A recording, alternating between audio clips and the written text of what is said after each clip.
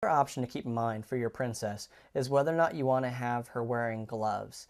Now, for the princess look we've created today, which is more of an Elizabethan era princess, gloves I'm less keen on.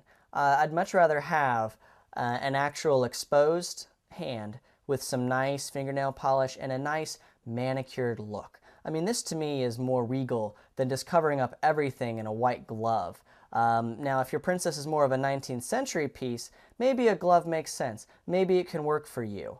But personally, I much rather will prefer just the nice tapered hands with the nail polish. Now, for nail polish, go with something which is going to provide some contrast, but don't use something like black. That's a no. You don't want that. Black or purple or something, either really dark or really outlandish. No, not so much.